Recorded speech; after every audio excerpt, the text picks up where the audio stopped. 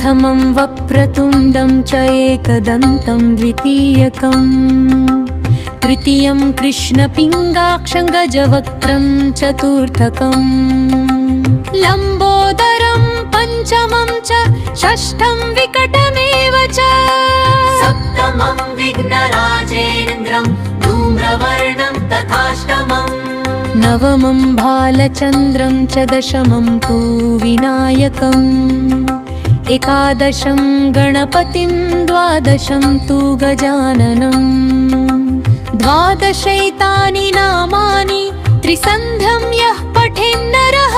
न च विघ्नभयं तस्य सर्वसिद्धिकरं प्रभो विद्यार्थी लभते विद्यां धनार्थी लभते धनम् पुत्रार्थी लभते पुत्रान् मोक्षार्थी लभते गतिम् जपेत् गणपतिस्तोत्रं षड्भिर्मासै फलं लभेत् संवत्सरेण सिद्धिं च लभते नात्र संशयः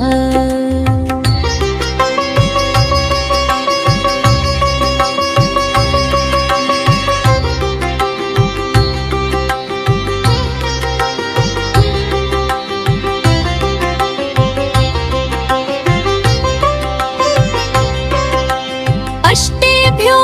ब्राह्मणेभ्यश्च लिखित्वा यः समर्पयेत् तस्य विद्या भवेत् सर्वा गणेशस्य प्रसादतः प्रणम्य शिरसा देवं गौरीपुत्रं विनायकं भक्तावासं स्मरेन् नित्यम् आयुः कामार्थसिद्धये प्रथमं वक्रतुण्डं च एकदन्तं द्वितीयकम्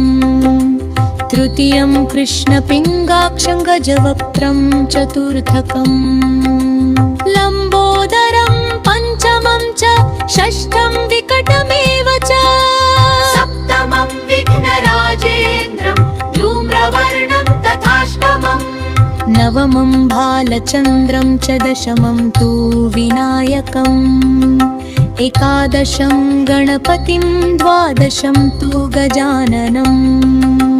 द्वादशैतानि नामानि त्रिसन्ध्यं यः पठेन्नरः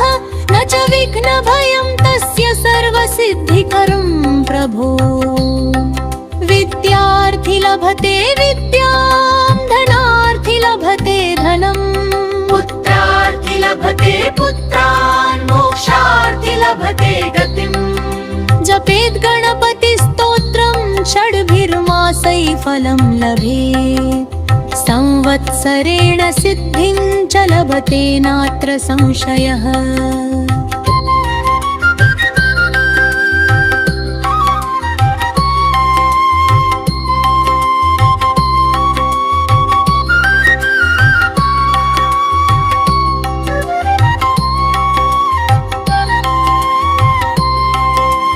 अष्टेभ्यो ब्राह्मणेभ्यश्च लिखित्वा यः समर्पयेत् तस्य विद्या भवेत् सर्वा गणेशस्य प्रसादतः प्रणम्य शिरसा देवं गौरीपुत्रं विनायकं भक्तावासं स्मरेन् नित्यम् आयुः कामार्थसिद्धये प्रथमं वक्रतुण्डं च एकदन्तं द्वितीयकम् तृतीयं कृष्णपिङ्गाक्षं गजवक्त्रं चतुर्थकं लम्बोदरं पञ्चमं च षष्ठं विकटमेव च सप्तमं विघ्नराजेन्द्रं धूम्रवर्णं तथाष्टमम् नवमं भालचन्द्रं च दशमं तु विनायकम्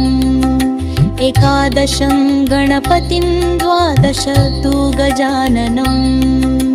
द्वादशैतानि नामानि त्रिसन्ध्यं यः पठेन्नरः न च विघ्नभयं तस्य सर्वसिद्धिकरं प्रभो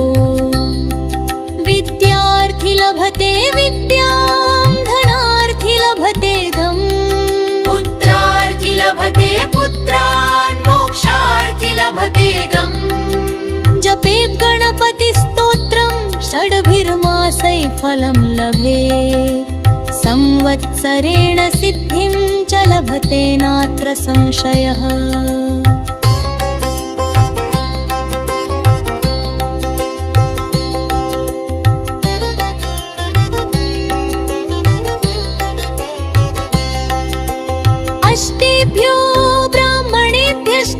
लिखित्वा यः समर्पयेत् तस्य विद्या भवेत् सर्वा गणेशस्य प्रसादतः। प्रणम्य शिरसा देवं गौरीपुत्रं विनायकं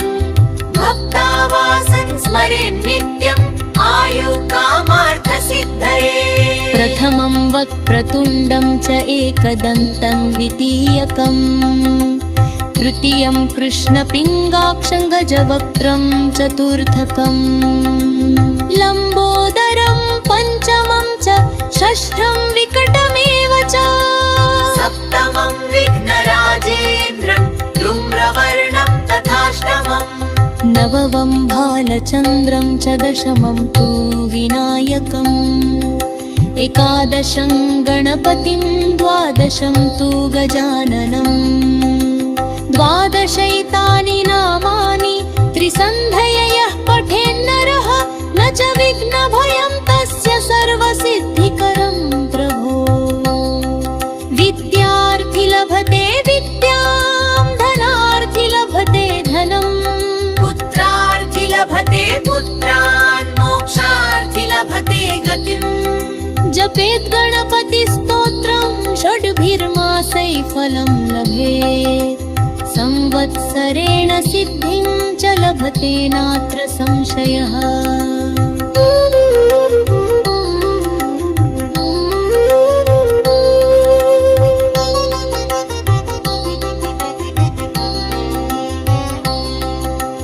अष्टेभ्यो ब्राह्मणेभ्यश्च लिखित्वा यः समर्पयेत् तस्य विद्या भवेत् सर्वा गणेशस्य प्रसादतः। प्रणम्य शिरसा देवं गौरीपुत्रं विनायकं भक्तावासं स्मरेन् नित्यम् आयुकामार्थसिद्धये। प्रथमं वक्रतुण्डं च एकदन्तं द्वितीयकं तृतीयं कृष्णपिङ्गाक्षं गजवक्त्रं तथाष्टमम्